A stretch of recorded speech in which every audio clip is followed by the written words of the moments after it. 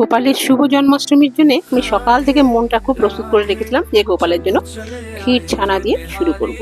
তো কথা মতন আগে ফার্স্টে আমি ছানা করে নিলাম, আমি লেবু দিয়ে কাটেছি। এরপরেতে বই করার মধ্যে আমি ক্ষীরটা করে নিলাম।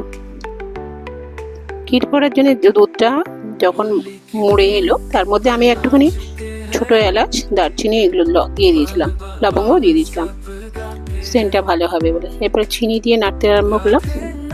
বেশ কিছুটা মরে যাবার পরে, থকথকে হয়ে যাবার পরেতে আমি এটা একটু কাদা কাদা মতো সেটা আমি রেখে দিলাম, পরে জানি শক্ত হয়ে যাবে, সেই জন্য ঠিক এরকম নরম নরম অবস্থাতে আমি নামিয়ে নিলাম।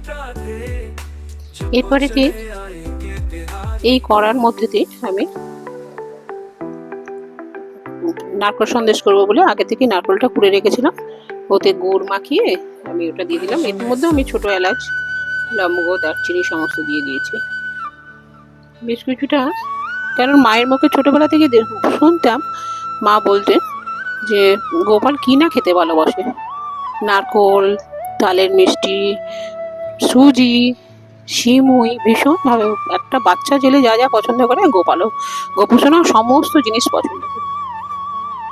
এবার আমি নারকেলের মধ্যে বেশ কিছুটা কাজু বাদাম দিয়ে দিলাম। কাজু কিশমিশও খেতে খুব ভালোবাসে। মাকে দেখতাম সকালবেলা উঠে প্রতিদিনই প্রায় বাটার আর মিছরি দিতেন। তো আমার নারকেল সন্দেশ হয়ে গেছে, আমি নাড়ু পাকিয়ে নিলাম। হাতে খুব গরম লাগছিল বলে আমি জলের মধ্যে হাত ডুবে ডুবে নাড়ুগুলোকে পাকিয়ে নিলাম। এরপরে যেটা হচ্ছে সেটা হচ্ছে তাল। এটা একটা সবচেয়ে বড় মেন জিনিস যেটা গোপাল ভীষণভাবে পছন্দ করে।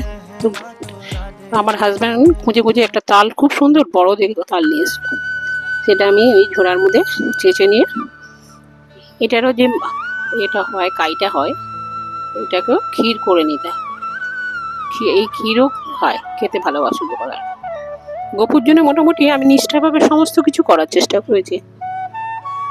এরপরে ওই গরম করা জিনিসটা, তাল মাঠটা দিয়ে আমি ময়দা মেখে নিলাম, আর তার সাথে কিছুটা গুড় দিতে হয়, কিন্তু নুন ছাড়া রান্না করতে হয়, যেহেতু ভোগের জিনিস নুন পড়ে না। এরপরে ওই করার মধ্যে দিয়ে আমি বাদ বাকিটা ফুলুরি করার জন্যে, তাল ফুলুরি করার জন্য নিয়ে নিলাম। ওতে কিছুটা আমি খাবার সোডা দিয়ে দিয়েছিলাম, যেহেতু ফুলে যাবে, এবং সুজিও দিয়েছিলাম, দিয়ে খুব ফিনিয়ে নিয়েছি, কারণ কি নাহলে শক্ত হয়ে যায়। আমার ছোট্ট বারান্দার মধ্যে বসে বসে, বৃষ্টিও পড়ছিল, কালকে সারাদিন ধরে বৃষ্টি পড়ে গেছে, বসে বসে রান্না করেছি। সমস্ত লুচিগুলো একসাথে বেলে নিয়ে আমি শুরু করেছি।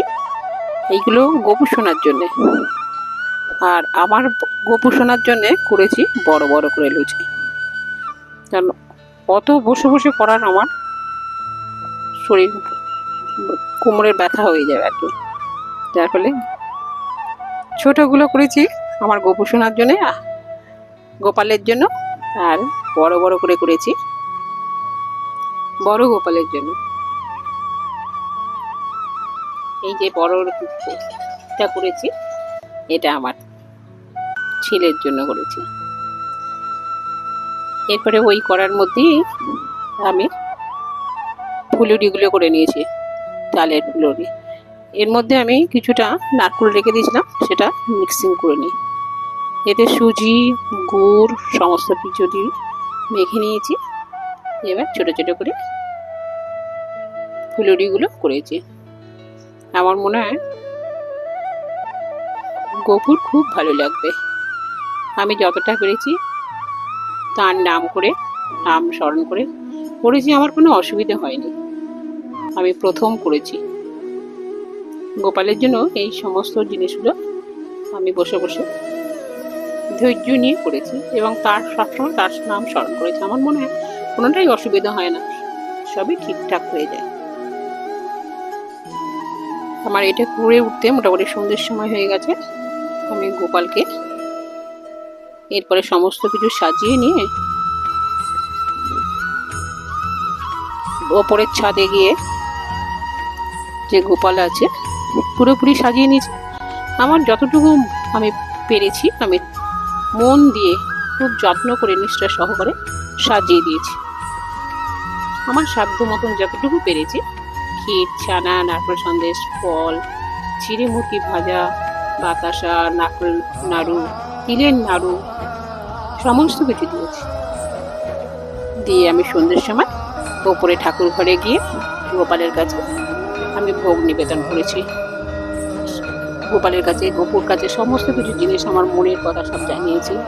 সকলকে ভালো রাখতে বলেছি, সকলের যেন ভালো করে। নিজে আরতি করেছি এবং শাঁখ বাজিয়ে গোপালকে ভোগ নিবেদন করেছি। আমার মাকেও দেখতাম এইভাবে করতে। এখনো আমার ভাইয়ের বউয়েরা সমস্ত কিছু এই গোপালের ভোগ নিবেদন করে, যেটা আমার ভীষণ ভালো লাগে। দিয়ে গোপালকে প্রণাম করে শাঁখ বাজিয়ে আমি এই পুজো শেষ করলাম।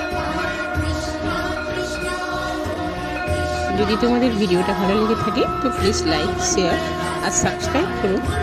আর আবার দেখা হবে নতুন কোনো ভিডিও নিয়ে। Thank you.